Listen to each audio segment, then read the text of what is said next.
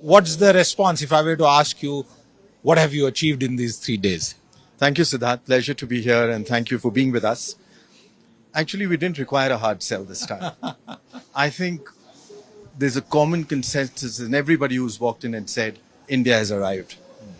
Look at it. Eighth consecutive year, each year with a new record of FDI. This year we got $83.6 odd billion, the highest ever FDI we've got in our history. And most interesting, looking at it, we got it at a time when there was an unprecedented lockdown ever in human history. But I'll tell you what's more interesting of this FDI. This FDI came across 57 sectors. The opportunity basket of India is expanding very fast. And that is short of showing how fast India is growing and the success factors which are happening. The initiatives taken by the Honorable Prime Minister like Startup India, Digital India, all these are now getting into force and you're seeing the results of these coming out. More interestingly, this came from 101 countries. This is an unbeatable record. And again, if I repeat, at a time when there was unprecedented lockdown.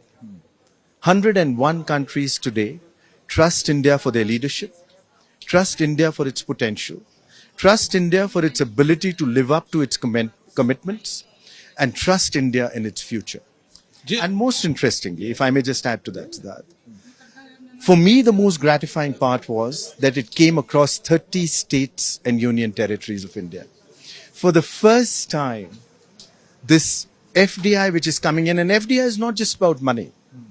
FDI is about trust. FDI is about technology. FDI is about global recognition of India. And this has come across a broad-based, larger number of states and UTs. We've never had that before. This has been expanding, and this is what is the story of New India. Deepak, there's a lot of talk of China plus one, not just here at Davos, but I think as a longer term hedge due to what's happening in China also, for example.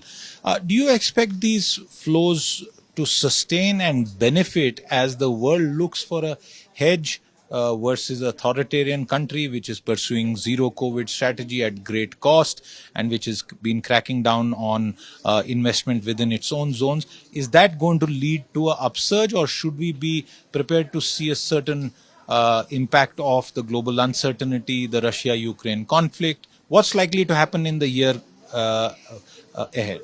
It's interesting you bring that one up. You see, one very core element of transformation which we are witnessing globally is the onshoring of supply chains. Supply chains are moving closer to where the market is. And obviously the market opportunity and potential of India is today probably the largest ever in the free world, as you rightfully put it.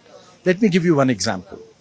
Between the last year and this year, my manufacturing FDI went up by 76%.